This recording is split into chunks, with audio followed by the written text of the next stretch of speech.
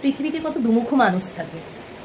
কেউ বলে আমি ঘৃণা করি তাদের যারা অপরের শারীরিক গঠন নিয়ে কিংবা গায়ের রং নিয়ে নিন্দা চর্চা করে বা কথা বলে, অথচ যারা এটা লেখে বা বলে তারা নিজেরাই কোন বন্ধু রোগা হলো মোটা হলো সেটা নিয়ে তাদের চিন্তা। 1000 বছর পর সেই বন্ধুর সাথে যদি অপর কোনো বন্ধুর দেখা হয়, সেই বন্ধুর খোঁজ নেয় এইভাবে যে ও কি এখনো আগের মতোই ওই রোগা বা কাঠি রয়েছে, তার হরমোনাল ডেভেলপমেন্ট হলো কিনা, মানে যেটা হলে আপনাকে নারী বলে গণ্য করা হবে সেগুলো হলো কিনা, নাকি ওই একই রকম তার চেহারাটা রয়েছে।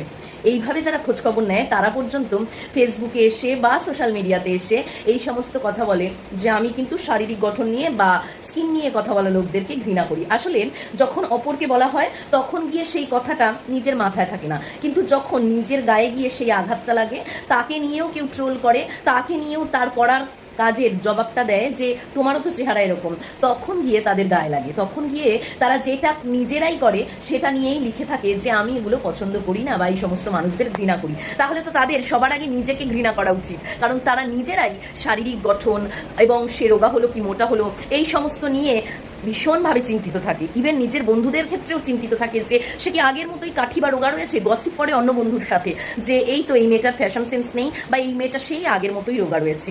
এই যে গসিপ করার তাদের ধর্ম, মানুষের রোগা মোটা কালো ফর্সা নিয়ে, তারা যখন এই কথাটা লেখে যে আমি তাদেরকে ঘৃণা করি যারা এই সমস্ত নিয়ে পরচর্চা করে থাকে, তাহলে তো তাদের নিজেদেরই আগে ঘৃণা করা উচিত, কারণ তারা নিজেরাই এই কাজটা করে এবং নিজেরাই আবার লেখে।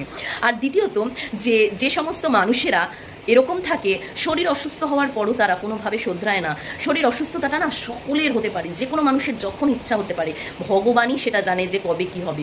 কিন্তু সেই অসুস্থতার পর আমরা যেরকম মানুষ চিনতে পারি এই মানুষ ভালো এই মানুষ খারাপ, কিন্তু তার সাথে সাথে নিজেকেও অনেক মানুষ শোধরায় যে না আমার এটা ভুল ছিল, আমি এটা করবো না। কিন্তু তারপরেও যারা নিজেদের শোধরায় না, কূটনীতি, বিশ্বাসঘাতকতা, চালাকি অসুস্থ হওয়ার পরও যারা বজায় রাখে, সেই অসুস্থতা তার কাছে কোনো এফেক্টই করে না। সেই অসুস্থতা সত্যি পরিহাসেরই যোগ্য, কারণ সেই অসুস্থতা সেই মানুষের সেই খারাপ জিনিসটাকে, চালাকি, বিশ্বাসঘাতকতা এগুলোকে বের করে আনতে পারলো না, সেই মানুষটাকে চেঞ্জ করতে পারলো না। তাহলে সেই অসুস্থতার আর কি মানে? কারণ ভগবানের পরীক্ষাও থাকে কিছু কিছু সময় কর্মের ফল থাকে, সেইগুলো যদি মানুষ মনে করে যে হ্যাঁ অসুস্থতাটা হয়তো তার জন্যই হয়ে থাকতে পারে, নিজেকে শোধরানোর জন্য, কিন্তু তারা নিজেদেরকে শোধরায় না, তাহলে সেই অসুস্থতার থেকেও সেই মানুষগুলো সাংঘাতিক, সেই রোগগুলোর থেকেও সাংঘাতিক, যারা রোগ হওয়ার পরেও নিজেদের শোধরায় না, নিজেদের চালাকি এবং যত খারাপ জিনিস নিজেদের মধ্যে বজায় রাখে, তারা কিন্তু সেই অসুখের থেকেও খারাপ এবং অত্যন্ত ভয়ঙ্কর।